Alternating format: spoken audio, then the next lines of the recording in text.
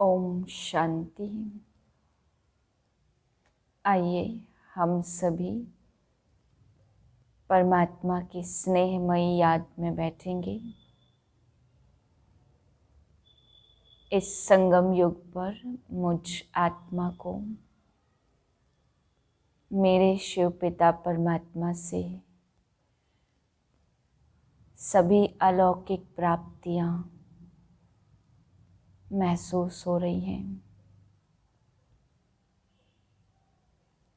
मैं आत्मा अंदर ही अंदर अतीन्द्रिय सुख का अनुभव कर रही हूँ। इंद्रियों की आकर्षण से परे सत्यम शिवम सुंदरम से मुझ आत्मा को यह सुख प्राप्त होता है। इसी सुख की अनुभूति करते हुए मैं आत्मा उनके महावाक्यों का श्रवण करती हूँ।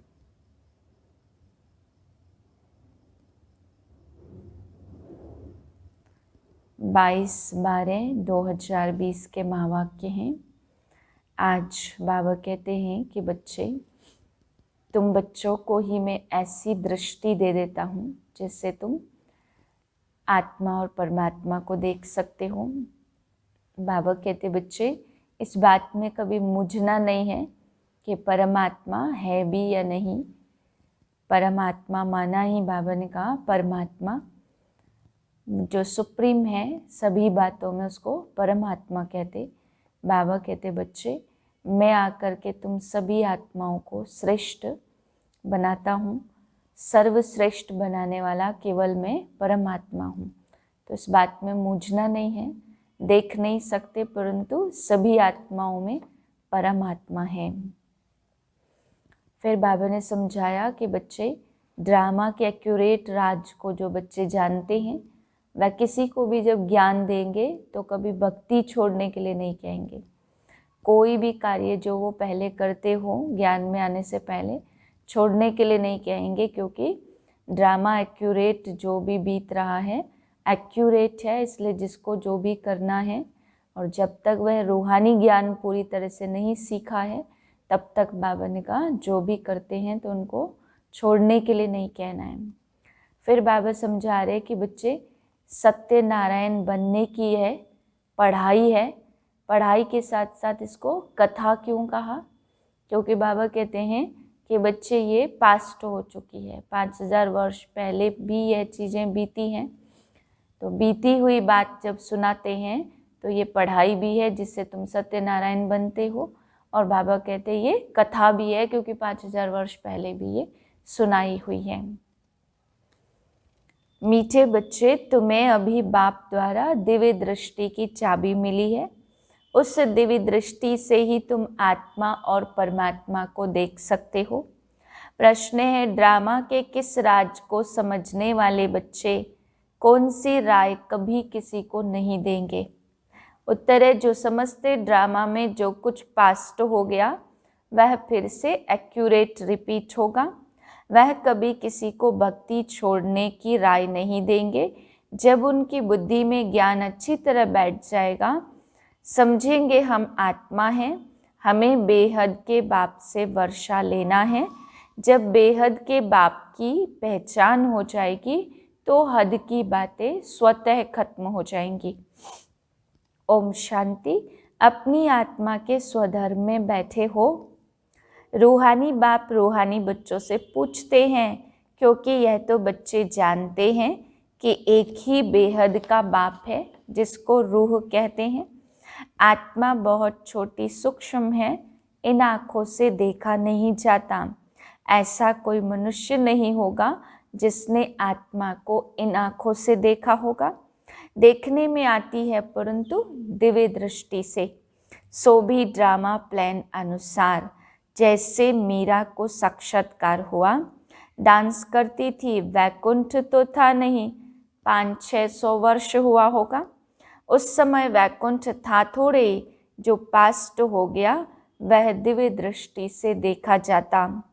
जब बहुत भक्ति करते करते एकदम भक्तिमय हो जाते तब दीदार होता है, परंतु उसने मुक्ति नहीं मिलती। मुक्ति, जीवन मुक्ति का रास्ता भक्ति से बिल्कुल न्यारा है।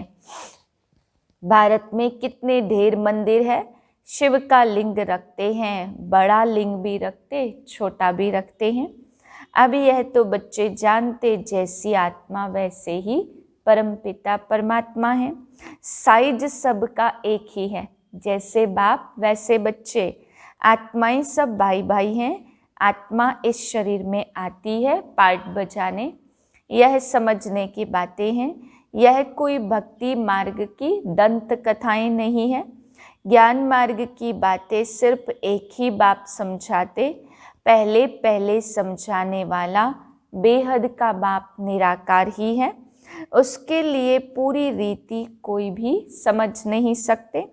कहते हैं बाबा जब आप आएंगे तो हम आप पर वारी जाएंगे। मेरा तो एक आप दूसरा न कोई, तो जरूर उनको याद करना पड़े ना। वह खुद भी कहते, हे बच्चों, हे आत्माओं से ही बात करते, इसको रूहानी नॉलेज कहा जाता। गाया भी जाता, आत्मा परमात्मा अलग रहे बहुकाल। यह भी हिसाब बताया, बहुत काल से तुम आत्माएं अलग रहती हो। जो ही फिर इस समय बाप के पास आई हो, फिर से अपना राजयोग सीखने। यह टीचर सर्वेंट है। यह सब समझने की बातें हैं। यह कॉलेज अथवा गॉड फादरली वर्ल्ड यूनिवर्सिटी है। इनकी एम ऑब्जेक्ट है मनुष्य से देवता बनना। बच्चे निश्चय करते हमको बनना है। जिसको निश्चय ही नहीं होगा वह स्कूल में बैठेगा क्या। एम ऑब्जेक्ट तो बुद्धि में है। निश्चय नहीं होगा तो आएंगे ही नहीं। हम बैरिस्टर व डॉक्टर बनेंगे तो पढ़ेंगे ना। तुमको निश्चय है हम मनुष्य से देवता, नर से नारायण बनते हैं। यह सच्ची सच्ची सत्यनारायण की कथा है। वास्तव में यह है पढ़ाई। बच्चे दिल से समझते हैं नई दुनिया में देवताएं और पुरानी दुनिया में मनुष्य रहते हैं। मनुष्य देवताओं के आगे नमन करते हैं। श्री माना श्रेष्ठ, सर्वश्रेष्ठ तो भगवान ही बना सकते हैं। श्रेष्ठ देवता सतयुग में थे, इस समय कोई मनुष्य श्रेष्ठ है नहीं। तुम बच्चे अभी बेहद का संन्यास करते हो। तुम जानते हो यह पुरानी दुनिया खत्म होने वाली है, इसलिए इन सब से वैराग्य है। वह तो है हठ योगी सन्यासी। घर बार छोड़ निकले, फिर आकर महलों में बैठे हैं। नहीं तो कुटिया पर कोई खर्चा थोड़े लगता है। वह तो हठ योगी सन्यासी एकांत के लिए कुटिया में बैठना होता, ना कि महलों में। बाबा की भी कुटिया बनी हुई है। कुटिया में सब सुख हैं। अभी तुम बच्चों को पुरुषार्थ कर मनुष्य से देवता बनना है। तुम जानते हो ड्रामा में जो कुछ पास्ट हो गया है वह फिर से एक्यूरेट रिपीट होगा। इसलिए किसको भी ऐसी राय नहीं देनी है कि भक्ति छोड़ो। जब ज्ञान बुद्धि में आएगा तो समझेंगे हम आत्मा हैं। हमको अब बेहद के बाप से वर्षा लेना है। बेहद के बाप की जब पहचान होती है तब फिर हद की बातें खत्म हो जाती हैं। बाप कहते ग्रस्त व्यवहार में रहते, सिर्फ बुद्धि का योग बाप से लगाना है। शरीर निर्वाह के लिए कर्म भी करने हैं। जैसे भक्ति में भी कोई कोई बहुत नोधा भक्ति करते, नियम से रोज जाकर दर्शन करते हैं। देहधारियों के पास जाना वह सब है जिस्मानी यात्रा। भक्ति मार्ग में कितने धक्के खाने पड़ते, यहाँ कुछ भी धक्का नहीं खाना है। आते हैं तो समझाने के लिए बिठाया जाता, बाकी याद के लिए कोई एक जगह नहीं बैठ जाना। भक्ति मार्ग में कोई कृष्ण का भक्त होता तो ऐसे नहीं चलते फिरते कृष्ण को याद नहीं कर सकते। इसलिए जो पढ़े लिखे मनुष्य होते कहते हैं कृष्ण का चित्र घर में रखा है, तुम फिर मंदिरों में क्यों जाते हो? कृष्ण के चित्रों की पूजा तुम कहाँ भी करो, अच्छा चित्र न रखो, याद करते रहो। एक बार चीज देखी फिर वह याद रहती है ना। तुमको भी यही कहते शिव बाबा को तुम घर बैठे याद नहीं कर सकते हो क्या? यह है नई बात, शिव बाबा को कोई भी जानते नहीं है, नाम रूप देश काल को जानते ही नहीं, कह देते हैं सर्वव्यापी है। आत्मा को परमात्मा तो नहीं कहा जाता, आत्मा को बाप की याद आती है, परंतु बाप को जानते ही नहीं तो समझाना पड़े 7 रोज। फिर रेजगारी पॉइंट भी समझाई जाती है। बाप कहते तुम बाप को याद करो, मुरली पढ़ते हो फिर भी भूल जाते हो। पहले पहले तो याद करना है मैं आत्मा हूँ, इनकी आत्मा निकल दूसरे में प्रवेश किया। हम आत्मा ही जन्म लेते लेते अब पतित अपवित्र बन चुके हैं। फिर दोनों ही अपवित्र बने, फिर दोनों ही पवित्र होते हैं। तो क्या अपवित्र से पवित्र बने या पवित्र जन्म लिया? बाप बैठ समझाते कैसे तुम पवित्र थे, फिर वाम मार्ग में जाने से अपवित्र बन गए। पुजारी को अपवित्र, पूज्य को पवित्र कहते। सारे वर्ल्ड की हिस्ट्री ज्योग्राफी तुम्हारी बुद्धि में है।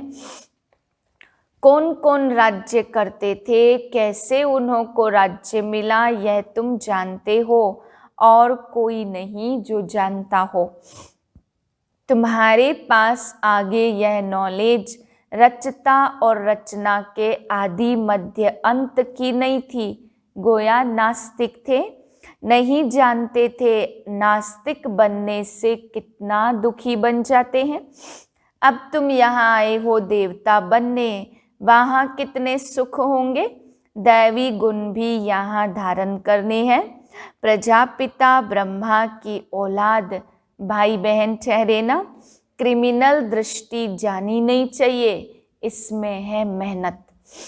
आंखें बड़ी क्रिमिनल है, सब अंगों से क्रिमिनल है आंखें। आधा कल्प क्रिमिनल, आधा कल्प सिविल रहती, सतयुग में क्रिमिनल होती नहीं है। आंखें क्रिमिनल है तो असुर कहलाते हैं। बाप खुद कहते मैं पतित दुनिया में आता हूँ, जो पतित बने हैं उनको ही पावन बनना है। मनुष्य तो कहते यह अपने को भगवान कहलाते। झाड़ में देखो एकदम तमो प्रधान दुनिया के अंत में खड़ा है, वही फिर तपस्या कर रहे हैं।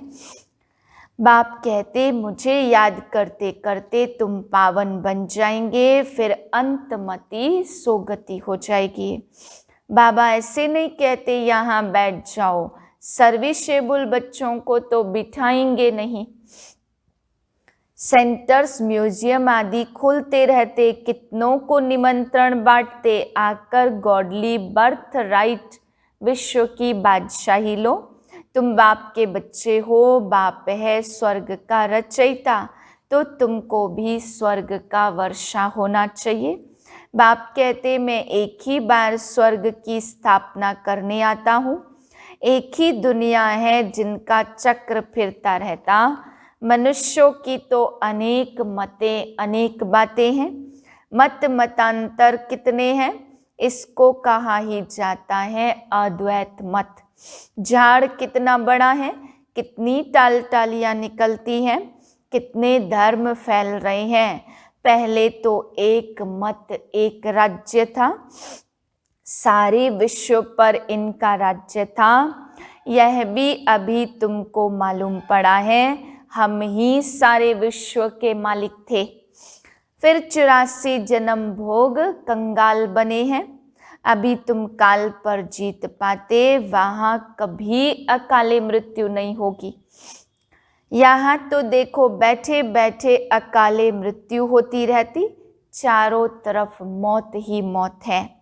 वहाँ ऐसे नहीं होता, पूरी एज लाइफ चलती है। भारत में प्योरिटी, पीस, प्रॉस्पर्टी थी।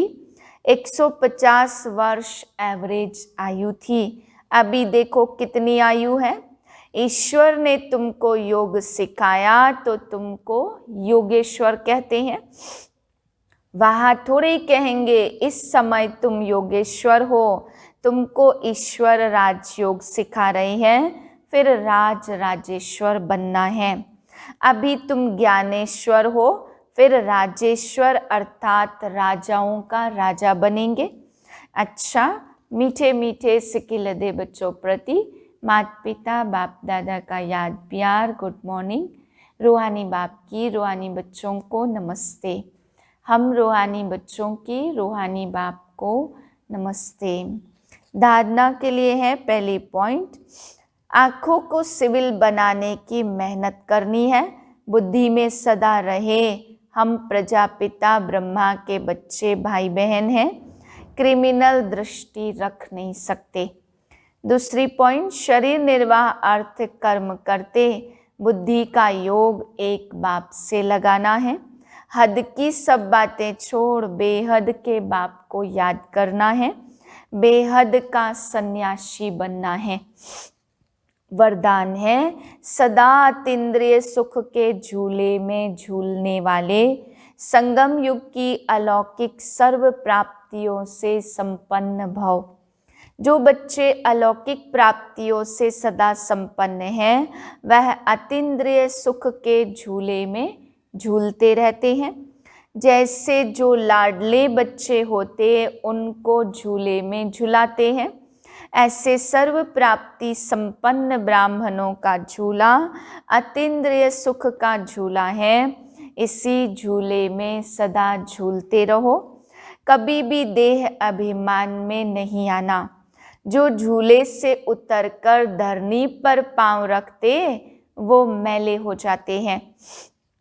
ऊंचे से ऊंचे बाप के स्वच्छ बच्चे सदा अतीन्द्रिय सुख के झूले में झूलते मिट्टी में पांव रख नहीं सकते। स्लोगन है, मैं त्यागी हूँ, इस अभिमान का त्याग ही सच्चा त्याग है। ओम शांति।